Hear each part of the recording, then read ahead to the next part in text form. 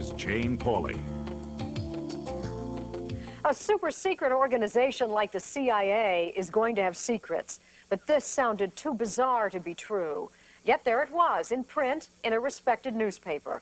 The accusation that the crack epidemic, which ravaged this country's cities, was spread with help from a secret army linked to the CIA. As you may recall, the story set off a firestorm of controversy. Then last month, a surprising twist. The newspaper which had first published this astounding story started to back away from it. Is the story true or not? Tonight, Bob McEwen takes a second look. We are sick and tired of your excuses. And I hope that you'll help to put an end to it, because we are tired and we're hurt and we're angry. I will tell you, Director Deutsch, as a former Los Angeles police narcotics detective, that the agency has dealt drugs throughout this country for a long time. It was an American first. The director of the CIA, one of the country's most secretive institutions, facing the public at a town meeting in South Central Los Angeles. If this information turns up wrongdoing,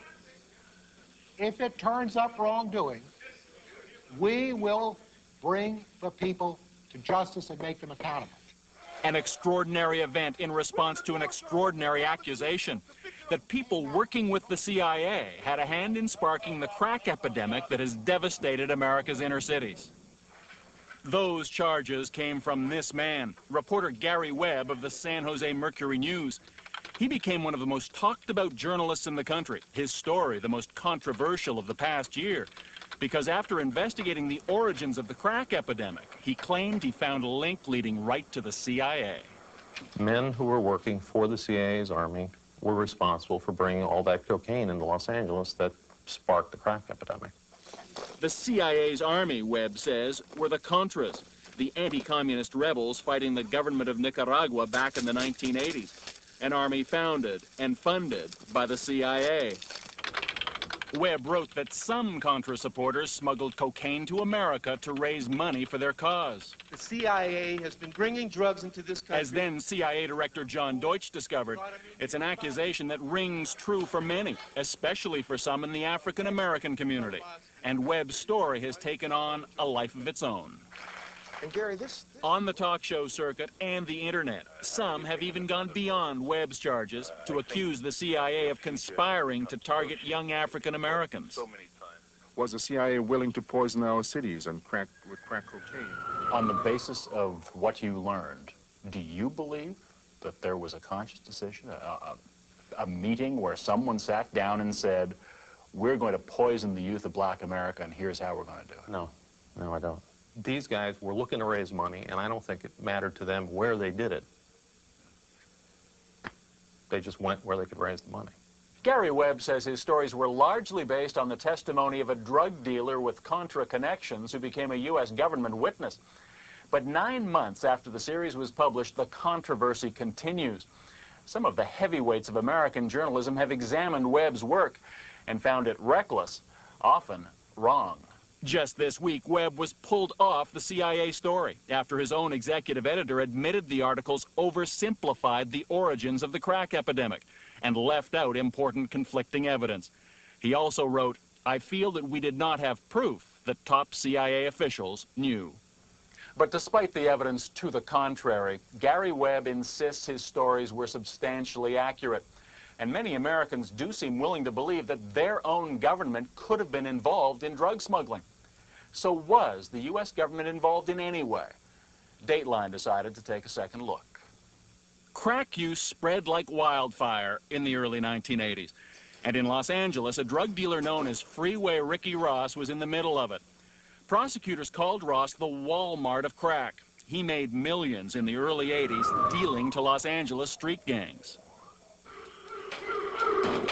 Police say he was among the first to take expensive cocaine powder and cook it into low-cost, highly addictive crack, then distribute it through the gangs.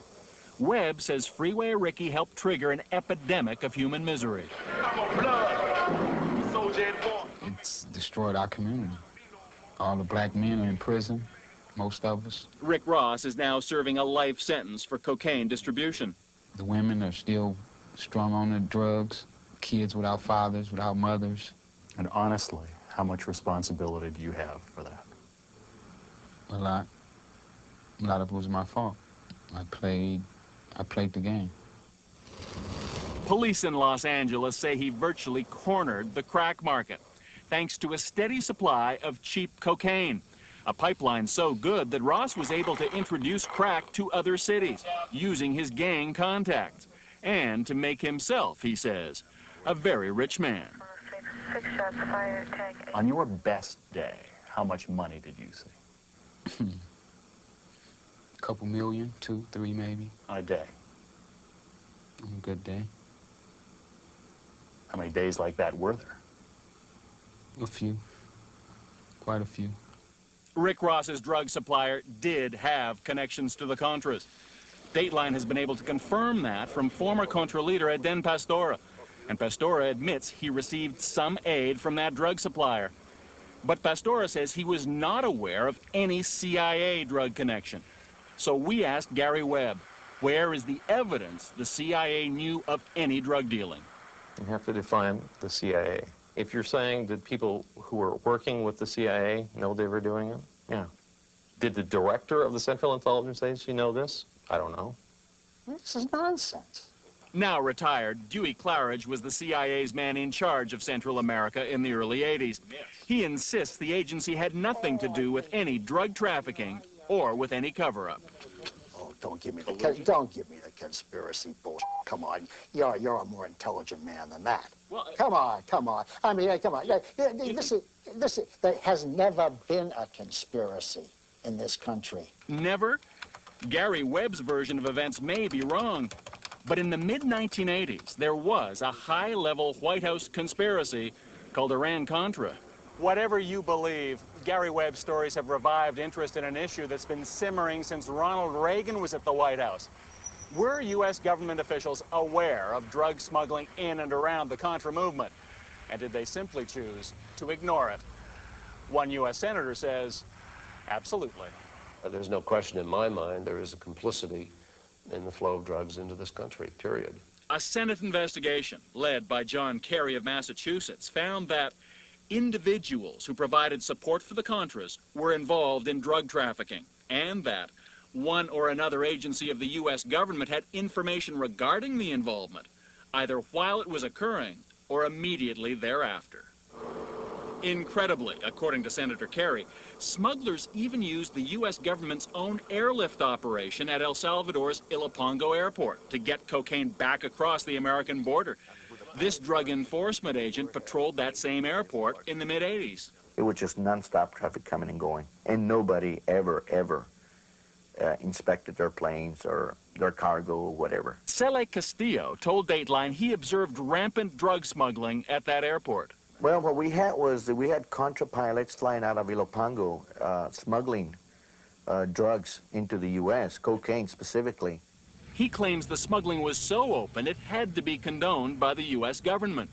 Castillo says planes would arrive filled with supplies for the Contras, then leave carrying cocaine for America, bound for military airfields in Florida and Texas, offloaded out of sight of the law, then shipped to California and other points in the U.S. And there's more. Castillo says when he reported all of this to his bosses at the DEA, he was told to ignore it. So you were told point blank? Point blank, stay away from it. It's a covert operation being run by the White House. In a letter to Dateline, the Drug Enforcement Administration said it has vigorously investigated, and no evidence has ever been found to substantiate Mr. Castillo's charges.